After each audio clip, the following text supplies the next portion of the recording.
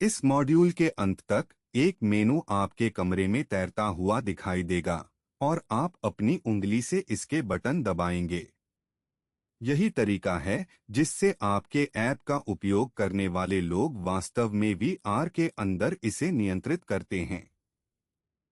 एक ध्वनि शुरू करें, रोशनी बदलें, दृश्य को रीसेट करें।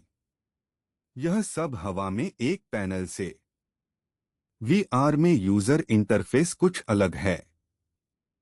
यहाँ कोई माउस नहीं है। आपके सामने कोई सपाट स्क्रीन नहीं है। आपका मेनू 3D स्पेस में है, कमरे में तैरता हुआ। यूजर इसे छूता है। एक बटन ऐसा नहीं है जिसे आप क्लिक करें। यह कुछ है जिसे आप अपने असली अंगूठे से दबाते हैं। जब आप यूआई को कमरे में एक भौतिक वस्तु के रूप में देखते हैं तो सब कुछ समझ में आ जाता है। मुख्य निर्माण ब्लॉक है वर्ल्डस्पेस कैनवास। यूनिटी में कैनवास वह जगह है जहां आपके बटन और टेक्स्ट होते हैं। सामान्यतः यह स्क्रीन पर स्थिर होता है।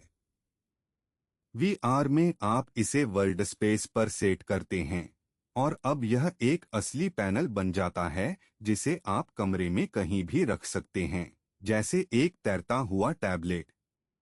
जो कुछ भी आप इसमें डालते हैं, बटन, लेबल, स्लाइडर, वह आपके 3D दुनिया का हिस्सा बन जाता है। आप हवा में तैरते हुए बटन को कैसे दबाते हैं? पोक के साथ पिछले मॉड्यूल से वही विचार। आपकी अंगुली टिप कर्सर बन जाती है।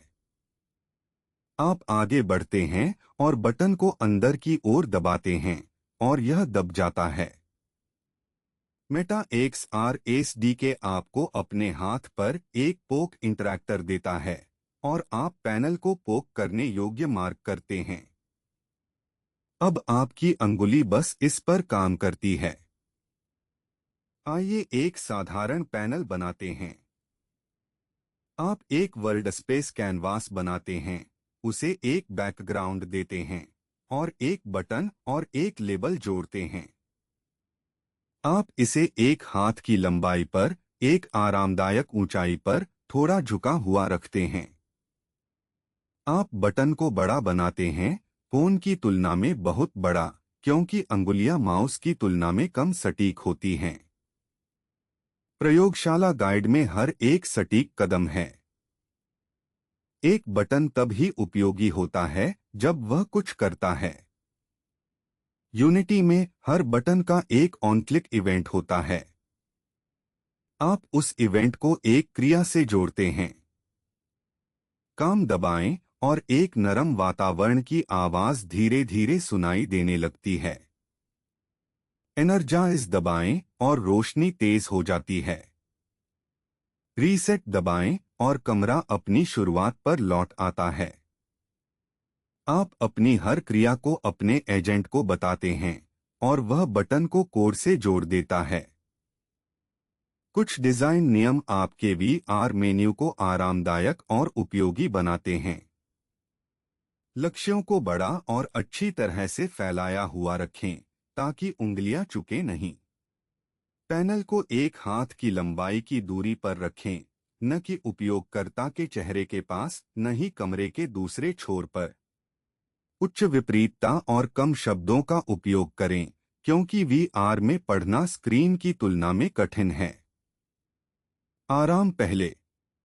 एक मेन्यू जो आंखों या हाथों को थकाता है, उसका उपयोग नहीं होगा। अब अपने एजेंट को मेहनत करने दें। आप कहते हैं, एक फ्लोटिंग पैनल बनाएं जिसमें 3 बटन हो, काम, एनर्जाइज और रीसेट। काम एक नरम माहौल चलाता है, एनर्जाइज रोशनी को तेज करता है और रीसेट कमरे को शुरुआत पर वापस लाता है। इन्हें मेरी उंगली से छुआ जा सके और पैनल को मेरी बाह की लंबाई पर रखें।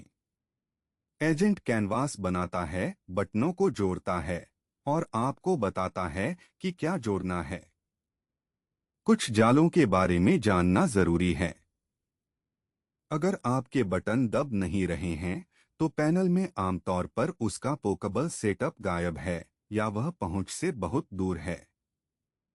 अगर टेक्स्ट धुंधला दिख रहा है तो आपकी कैनवास की रिजॉल्यूशन बहुत कम है या पैनल बहुत छोटा है।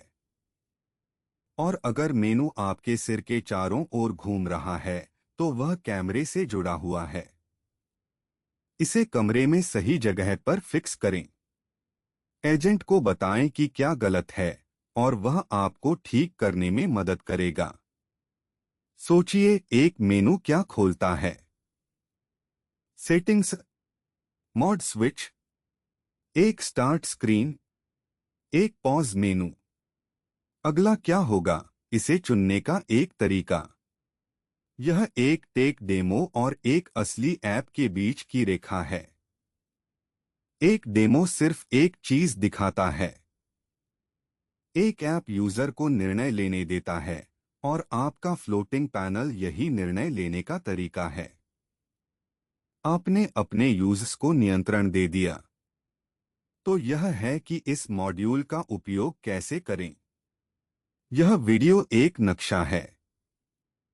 यह आपको यूआई मॉडल और डिजाइन नियम दिखाता है।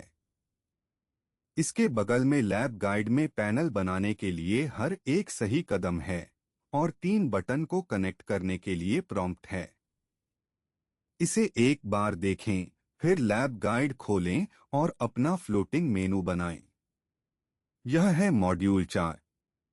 आपकी ऐप में अब एक मेनू है जिसे उपयोगकर्ता पहुंच सकता है और नियंत्रित कर सकता है। अगले मॉड्यूल में हम इसे ध्वनि के साथ जीवित करेंगे। स्पैटियल ऑडियो जो आपके कमरे में असली जगहों से आता है, ताकि एक चाइम ऐसा लगे जैसे यह वास्तव में उस पत्थर से आ रहा है जिसे आपने अभी छुआ। लैब गाइड खोलें। चलिए आपका मेनू बनाते हैं।